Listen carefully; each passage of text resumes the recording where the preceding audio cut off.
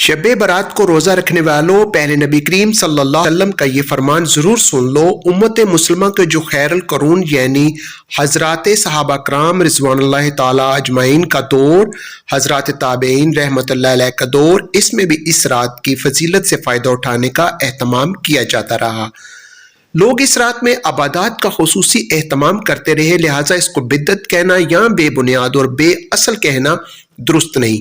सही बात यह है कि ये फजीलत वाली रात है। इस रात में इबादत करना बाइसे अजर व सवाब है और इसकी खुसूसी अहमियत है। अलबत्ता ये बात दुरुस्त है कि इस रात में इबादत का कोई ख़ास तरीका मुकर्रर नहीं कि फ़लाँ तरीके से इबादत की जाए। जैसे बाज़ लोगों ने अपनी तरफ से एक तरीका गढ़ कर ये कह दिया, शब बारात में इस ख़ास तरीके से नमाज पढ़ी जाती है। मसलन पहली रकत में फ़लाँ सूरत इतनी बार पढ़ी जाए या इतनी मरतबा पढ़ी जाए, दूसरी रकत में फ़लाँ सूरत इतनी मरतबा पढ़ी जाए, वगैरह वगैरह। इसका कोई सबूत नहीं। ये बिल्कुल बेबुनियाद बात है। बल्कि नफली इबादत जिस कदर हो सके वो इस रात में अंजाम दी जाए। नफल नमाज पढ़ें, कुरान करीम की तिलावत करें, जिक्र करें, तस्बीह पढ़ें, दुआएं करें। ये सारी इबादतें इस रात में की जा सकती हैं, लेकिन ख़ास तरीका साबित नहीं। शब बारात में कब्रिस्तान जाना इस रात में एक और अमल है जो एक रवायत से साबित है। वो ये है कि हजूर सल्लल्लाहु अलैहि वसल्लम जन्नतुल बकी में तशरीफ़ ले गए। अब चूंकि हजूर सल्लल्लाहु अलैहि वसल्लम इस रात में जन्नतुल बकी में तशरीफ़ ले गए, इसलिए मुसलमान इस बात का एहतमाम करने लगे कि शब बारात में कब्रिस्तान जाएं।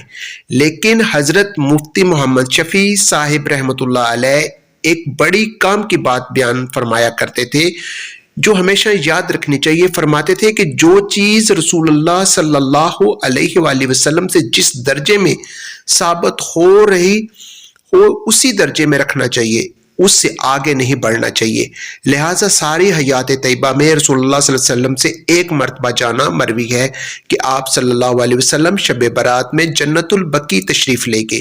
चूंकि एक मरतबा जाना मरवी है, इसलिए तुम भी अगर जिंदगी में एक मरतबा चले जाओ तो ठीक है, लेकिन हर शब बारात में जाने का एहतमाम करना, इल्तज़ाम करना और इसको ज़रूरी समझना और इसको शब बारात के अरकान में दाखिल करना और इसको शब बारात का लाजमी हिस्सा समझना और इसके बगैर ये समझना कि शब बारात नहीं हुई, ये इसको उसके दर्जे से आगे बढ़ाने वाली बात है।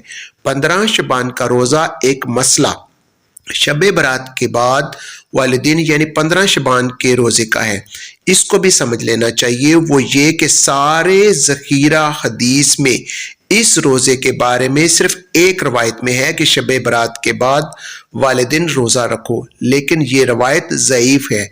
लिहाजा इस रवायत की वजह से पास 15 शबान के रोज़े को सुन्नत या मुस्तहब करार देना बाज़ हज़रात उलमा इकराम के नज़दीक दुरुस्त नहीं। अलबत्ता पूरे शबान महीने में रोज़े रखने की फजीलत साबित है और 29 शबान को हजूर अकरम सल्लल्लाहु अलैहि वसल्लम ने रोज़ा रखने से मना फरमाया कि रमज़ान से 1-2 रोज़ पहले रोज़ा मत रखो ताकि रमज़ान के रोज़ों के लिए इंसान निशात के साथ रहे। उम्मुल मोमिनीन हज़रत सय्यदिना आयशा सिद्दीक़ा रज़ियल्लाहु ताला अन्हुमा फरमाती हैं कि मैंने हुज़ूर अक़दस सल्लल्लाहु अलैहि वसल्लम को शबानुल मुअज़्ज़म से ज़्यादा किसी महीने में रोज़े रखते ना देखा। इस रात में नवाफिल पढ़ना, तिलावत करना, अपने लिए और दूसरे मुसलमान भाइयों के लिए दुआ करना बहुत है और अगले दिन यानी 15वीं शबान में रोज़ा रखना बेहतर है। हदीस शरीफ में आया है कि 15 की शब में शब बेदारी करो और 15वीं के दिन में रोज़ा रखो। ये रोज़ा रखना या इबादत करना फ़र्ज, वाजिब या सुन्नत मुअक्कदा नहीं बल्कि मुस्तहब है, यानी जो कोई करेगा अजर व सवाब पाएगा, जो नहीं करेगा उस पर कोई गुनाह नहीं। हज़रत मुआज़ बिन जबल रज़ियल्लाहु ताला अन्हु से रवायत है, नबी अकरम सल्लल्लाहु अलैहि वसल्लम ने इरशाद फरमाया, अल्लाह निसफ शबान की रात में अपने तमाम मखलूक की तरफ खास तवज्जो फरमाते हैं और मुशरिक और कीना परवर आदमी के सिवा सब की मग़फ़िरत फरमाते हैं। हज़रत आयशा रज़ियल्लाहु ताला अन्हा का बयान है कि एक मरतबा रात को सोते में आंख खुली तो हुज़ूर अक़दस सल्लल्लाहु अलैहि वसल्लम को घर में ना पाया। आपकी तलाश करने के लिए निकली तो आप बकी यानी मदीना मुनव्वरा के कब्रिस्तान में मिले। आप सल्लल्लाहु अलैहि वसल्लम ने फरमाया, ए आयशा, क्या तुझे इस बात का खतरा गुजरा कि अल्लाह और उसका रसूल तुझ पर जुल्म करेंगे? یعنی رسول اللہ صلی اللہ علیہ وسلم تیری باری کی رات ہوتے ہوئے کسی دوسری بیوی کے پاس تشریف لے گئے ہوں گے۔ میں نے عرض کیا ہاں، مجھے تو یہی خیال گزرا کہ آپ صلی اللہ علیہ وسلم اپنی کسی اہلیہ کے پاس تشریف لے گئے۔ آپ صلی اللہ علیہ وسلم نے فرمایا میں کسی کے پاس نہیں گیا، یہاں بقی آیا ہوں، یہ دعا کرنے کی رات ہے۔ یقیناً اللہ جل شانہ ماہ شعبان کی 15ویں تاریخ کی رات کو قریب والے آسمان کی طرف خصوصی توجہ فرماتے ہیں اور قبیلہ بنی کلب کی بکریوں کے بالوں کی تعداد سے زیادہ لوگوں کی مغفرت فرماتے ہیں۔ ان کا روزہ فرض و واجب نہیں، مستحب ہے، یعنی عام نفل روزوں سے اس کا ثواب کچھ زیادہ ہے، صرف ایک دن کا روزہ ہے۔ 15 شعبان کی رات میں نفل عبادت مثلا نمازیں، تلاوت قرآن، درود شریف وغیرہ جس قدر ہو سکے پڑھا جائے۔ پوری رات جاگنا ضروری نہیں، نیز اس رات میں پٹاخے بجانا ناجائز ہے۔ قبرستان جانے کو ضروری سمجھنا، قبرستان میں چراغاں کرنا، اگربتی موم بتی جلانا، یہ سب امور بدعت میں ہے۔ حاصل یہ کہ رات میں عبادت کرنا، دن میں روزے رکھنا اور اس کی فضیلت احادیث سے ثابت ہے، بس اسی کو کرنا چاہیے اور انفرادی طور پر کرنا چاہیے، اس کے لیے اجتماع کرنا ثابت نہیں۔ حضرت علی رضی اللہ تعالیٰ عنہ نے فرمایا 5 عادات رکھنے والی عورت سے اللہ سخت نفرت کرتے ہیں۔ ایک مسلمان ہونے کی حیثیت سے کیا آپ یہ تصور کر سکتے ہیں کہ اللہ تعالیٰ کی ذات آپ کے گھر والوں سے، آپ کی بیوی سے، آپ کی ماں سے، بہن سے، بیٹی سے سخت نفرت کرنے لگے؟ ایک مسلمان کے لیے ایسا سوچنا بھی ممکن نہیں، لیکن جانے انجانے میں مسلمان ایسا کام کر رہا ہوتا ہے جو اللہ تعالیٰ کی ناراضگی کا سبب بنتے ہیں۔ حضرت سیدنا علی رضی اللہ تعالیٰ عنہ کی ذہانت سے کون سا شخص واقف نہیں، جس شخصیت کو رسول اللہ صلی اللہ علیہ وسلم نے علم کا دروازہ کہا ہے۔ حضرت امام جعفر صادق رضی اللہ تعالیٰ عنہما فرماتے ہیں میں نے اپنے آباء و اجداد سے سنا، انہوں نے اپنے بزرگوں سے سنا، انہوں نے میرے بابا حضرت سیدنا علی رضی اللہ تعالیٰ عنہ سے سنا۔ حضرت سیدنا علی رضی اللہ تعالیٰ عنہ ایک دن خطبہ دے رہے تھے، اللہ کے بندوں کو درس اخلاق دے رہے تھے، خوبصورت زندگی گزارنے کے طور طریقے بتا رہے تھے، زندگی بدل دینے والے سونے کی تختی پر لکھنے والے جملے ارشاد فرما تھے۔ دوران خطاب آپ نے فرمایا لوگوں 5 عادتیں ایسی ہیں جن کے اپنانے سے اللہ تعالیٰ عورت سے سخت نفرت کرتا ہے۔ جو عورت ان 5 عادتوں کی دلدل میں پھنس جاتی ہے اللہ تعالیٰ ایسی عورت سے سخت نفرت کرتا ہے۔ خدا را اپنی بیویوں، اپنی عورتوں کو، بہنوں کو، بیٹیوں کو، ماؤں کو ان 5 بری عادات سے بچائے رکھنا تاکہ وہ اللہ تعالیٰ کے غضب کا نشانہ نہ بنے۔ لوگوں نے پوچھا حضرت وہ 5 خطرناک عادتیں کون کون سی ہیں؟ حضرت سیدنا علی رضی اللہ تعالیٰ عنہ نے فرمایا پہلی، عورت شوہر کے سامنے چیخ کر چلا کر بات کرنے والی، ہر وقت، ہر گھڑی، ہر لمحے شوہر کے سامنے تلخ لہجہ اپنانے والی عورت، چیخنا چلانا، ایسی عورت پر فرشتے بھی لعنت کرتے ہیں۔ جو عورت اپنے مجازی خدا اپنے شوہر کے آگے چیختی چلاتی ہے، بات کرنے کا طور طریقہ نہیں، کی عزت نہیں کرتی، اس کو باتوں باتوں پہ ذلیل کرتی رہتی ہے، یہ وہ بدبخت عورت ہے جس کی نہ تو نماز قبول ہوتی ہے نہ ہی دعا قبول ہوتی ہے جب تک یہ عورت توبہ نہیں کرتی۔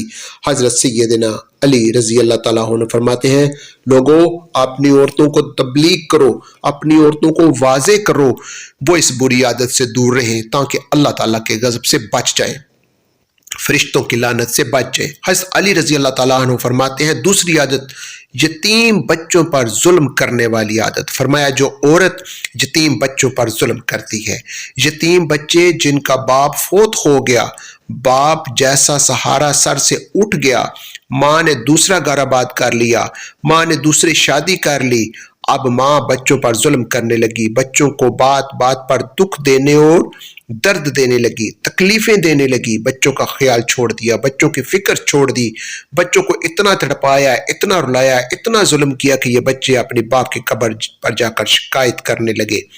ماں کا شکوہ کرنے لگے، فرمایا یہ وہ عورت ہے جو اللہ تعالیٰ کے غضب کا نشانہ بنتی ہے۔ لوگوں نے پوچھا حضرت تیسری عادت کون سی ہے؟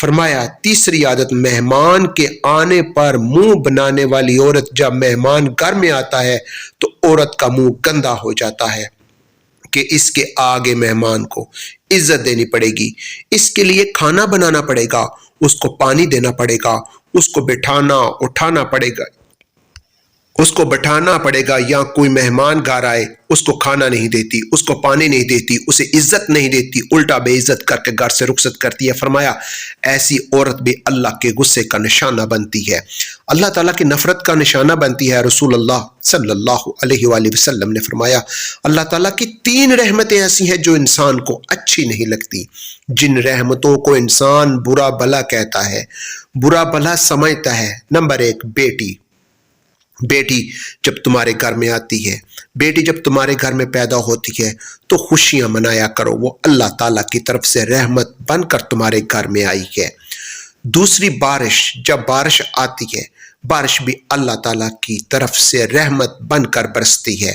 تیسرا مہمان، جب مہمان کی آمد ہو تو خوشیاں منایا کرو، خوش ہو جایا کرو، مہمان کی خوب خاطر تواضع کیا کرو، کیونکہ اللہ تعالیٰ مہمان کی طرف سے تمہارے گھر میں رحمت بن کر آیا ہے۔ مہمان کی خوب خاطر تواضع کیا کرو، عزت کے ساتھ اسے رخصت کیا کرو۔ جب مہمان تمہارے گھر سے نکلتا ہے تو وہ تمہارے گھر میں چھپی بلاؤں کو بھی ساتھ لے کے جاتا ہے، پریشانیوں کو بھی ساتھ لے کے جاتا ہے، بے برکتی کو بھی ساتھ لے کے جاتا ہے۔ پوچھا گیا حضرت چوتھی عادت کون سی ہے؟ فرمایا چوتھی بری عادت ہر وقت، ہر گھڑی، ہر لمحے شوہر کا دل توڑنے والی عورت، شوہر کو دکھ دینے والی عورت، شوہر کو درد دینے والی عورت، باتوں باتوں پر شوہر کا جینا حرام کرنے والی عورت، یہ وہ عورت ہے جس سے اللہ تعالیٰ نفرت کرتا ہے۔ جب تک یہ عورت توبہ نہیں کرتی، ان عادات سے باز نہیں آتی، اس عورت کی نہ تو نماز قبول ہوتی ہے نہ ہی دعا قبول ہوتی ہے۔ لوگوں نے پوچھا حضرت 5ویں عادت کون سی ہے؟ فرمایا 5ویں عادت نماز نہ پڑھنا، نماز سے سستی کرنا، نماز کے قریب نہ جانے والی عورت۔ جب نماز کا ذکر آیا تو حضرت علی رضی اللہ تعالیٰ عنہ نے فرمایا ایک دن میں نے رسول اللہ صلی اللہ علیہ وآلہ وسلم سے سنا تھا، اللہ کے نبی صلی اللہ علیہ وآلہ وسلم نے فرمایا تھا قیامت کے دن ایک عورت کو اللہ تعالیٰ کے حضور حاضر کیا جائے گا۔ یہ کون عورت ہوگی؟ بے نمازی عورت ہوگی جس نے ساری زندگی غفلت میں گزار دی۔ اللہ فرمائیں گے اے عورت بتا تو نماز کیوں نہیں پڑھتی تھی، تو قیام کیوں نہیں کرتی تھی، تو اللہ کے حضور کیوں نہیں جھکتی تھی؟ یہ عورت کہے گی اپنے خامد اور فیملی کے کام کاجوں نے مجھے مصروف رکھا تھا اور خامد کے ظلم کی وجہ سے میں یہ فریضہ ادا نہ کر سکی، خامد کے ظلم کی وجہ سے، خامد کے خوف اور دبدبے کی وجہ سے میں نماز نہ پڑھ سکی۔ یہ وجہ سنتے ہی اللہ فرمائے گا فرشتوں فرعون کی بیوی آسیہ کو سامنے لے کر آؤ۔ فرعون کی بیوی آسیہ حاضر ہو جائے گی۔ اللہ فرمائے گا اے بے نمازی عورت، فرعون کی بیوی آسیہ کو دیکھ، یہ آسیہ ہے ظالم بادشاہ کی بیوی، ظالم بادشاہ کی بیوی ہو کر بھی اس نے کبھی نماز نہیں چھوڑی تھی، ظالم بادشاہ کے گھر میں رہ کر بھی اس نے مجھے کبھی نہیں چھوڑا۔ تیرا شوہر ظالم تو نہیں تھا، اس کا شوہر بادشاہ تھا اور ظالم تھا، اور وہ ظالم خود کو خدا کہنے والا ظالم، اس ظالم شخص نے آسیہ کی طرح طرح کی عزتیں دی، کھانا پینا بند کر دیا، تپتی ریت پر لٹاتا رہا، اس کے اوپر ظلم ڈھاتا رہا، لیکن اس نیک بندی نے مجھے سجدہ کرنا نہیں چھوڑا۔ اگر کسی خاوند کا ظلم کسی عورت کو نماز سے روکتا تو سب سے پہلے آسیہ کو روکتا۔ اللہ فرمائے گا بے نمازی عورت، خدا خاوند کا تیرا عذر غلط ہے، تو نے غفلت کی وجہ سے نماز نہ پڑھی، مجھے قیام نہ کیا، رکوع نہ کیا، مجھے سجدہ نہ کیا، شیطان کی گرفت میں آ کر تو نے ساری زندگی برباد کر ڈالی، قیمتی جوانی، قیمتی زندگی برباد کر ڈالی، دنیا کو بھی برباد کر دیا، آخرت کو بھی برباد کر دیا۔ یہ کہتے ہوئے اللہ تعالیٰ فرشتوں کو فرمائے گا فرشتوں جہنم کے دروازے کھول دو، اس بد قسمت اور بدبخت عورت کو جہنم کی طرف لے جاؤ، اس وجہ سے یہ عورت نماز نہیں پڑھا کرتی تھی۔ تو حضرت علی رضی اللہ تعالیٰ عنہ فرماتے ہیں اپنی عورتوں کو واعظ و نصیحت کرنا، ان 5 بری عادتوں سے بچائے رکھنا تاکہ تمہاری عورتیں اللہ کے غضب سے بچ جائیں۔ تمہاری عورتیں اللہ کے غصے سے بچی رہیں۔ یاد رہے ہماری خواتین میں ایسی نوبت تب آتی ہے جب ان میں دین کی تعلیمات سے ناواقف ہوں۔ اس لیے ہر ایک عورت کو چاہیے وہ قرآن پڑھے، ترجمے کے ساتھ پڑھے، قرآن پاک کا مطالعہ کرے، سیرت نبوی صلی اللہ علیہ وسلم کا مطالعہ کرے۔ جب ایک عورت قرآن پڑھے گی، سیرت نبوی صلی اللہ علیہ وسلم کا مطالعہ کرے گی، جب اسے شوہر کے مقام کا پتہ چلے گا تو وہ ہرگز کبھی شوہر کے آگے اونچی آواز میں بات نہیں کرے گی، وہ ہرگز بھی یتیم بچوں پر ظلم نہیں کرے گی، وہ کبھی بھی آنے والے مہمانوں کو ٹھکرائے گی نہیں، وہ کبھی بھی شوہر کا دل نہیں توڑے گی، وہ کبھی بھی نماز نہیں چھوڑے گی۔ اپنی عورتوں کو واعظ و نصیحت کرنا، قرآن کی تعلیم دینا، دنیا کی تعلیم دینا۔ اللہ پاک ہمیں دین کی مکمل سمجھ نصیب فرمائے اور ہمارا خاتمہ